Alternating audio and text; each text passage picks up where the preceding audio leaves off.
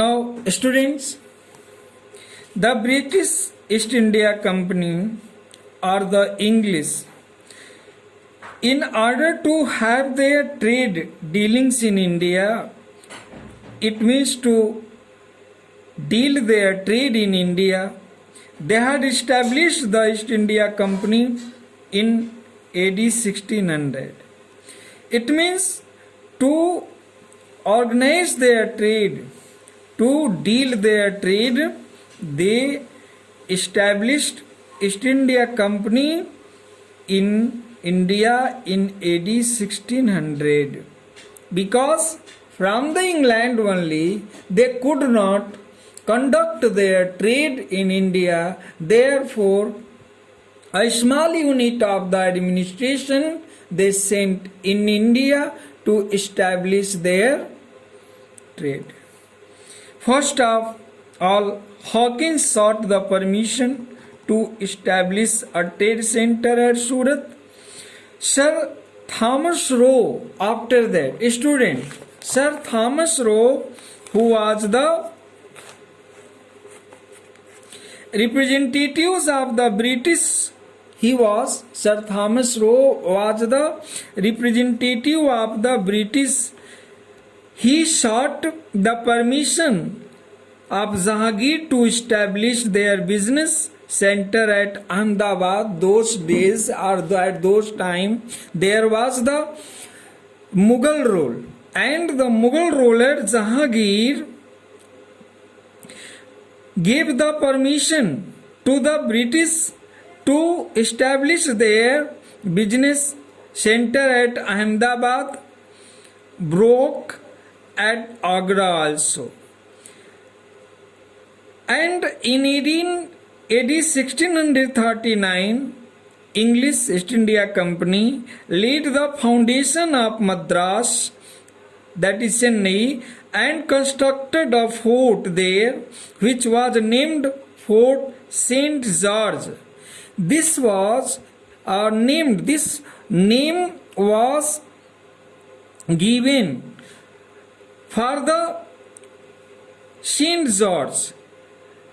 It was given the name St. George at the name of George.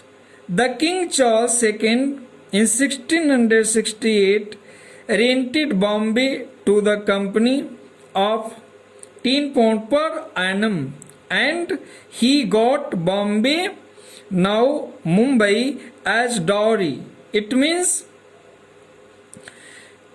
the state of Bombay nowadays, which is a great city in Maharashtra, got Bombay, now Mumbai, which is today known as Mumbai.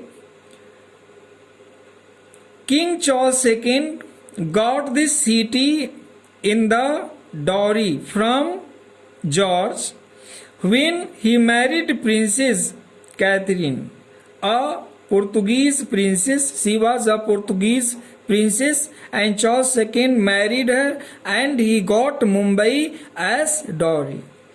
Aurangzeb allowed the British to establish their trade center in Bengal.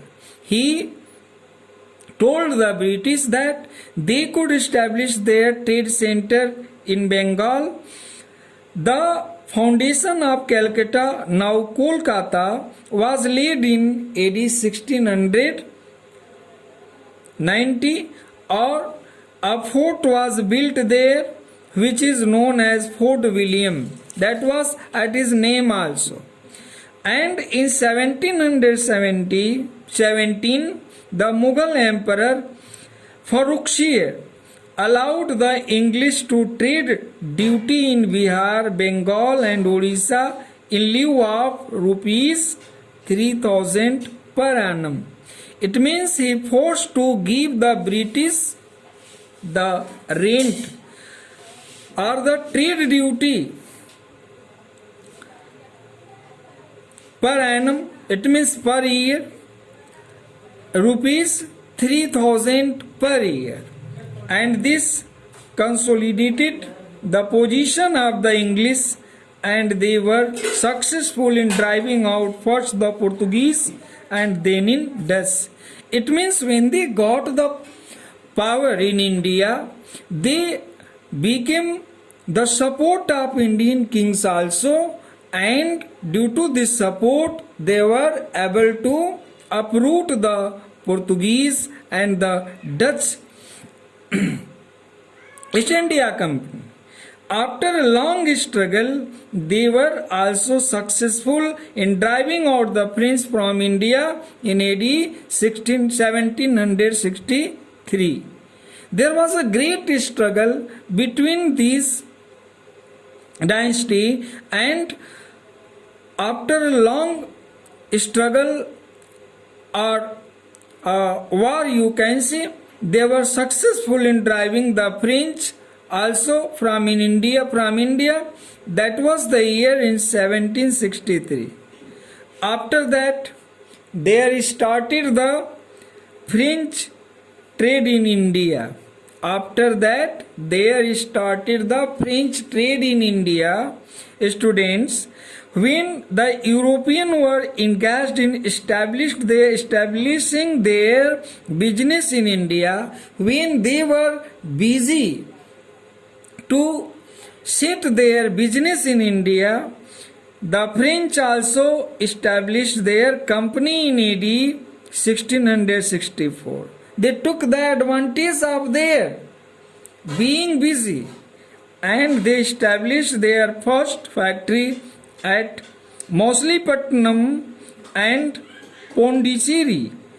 Later or after that, you can say, they also established their factories at Chandernagar, Kasim Bazar, Balasore, Mahe and Karaikal.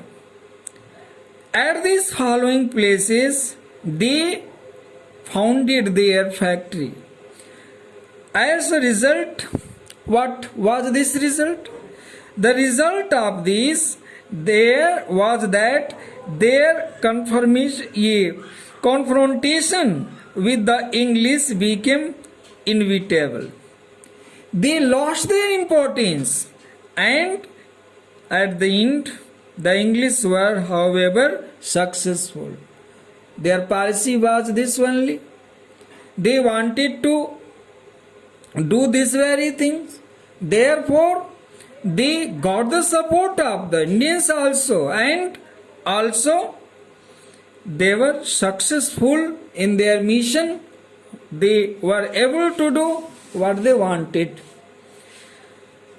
In this video, students, only this. Later on I will continue the next topic. Thank you.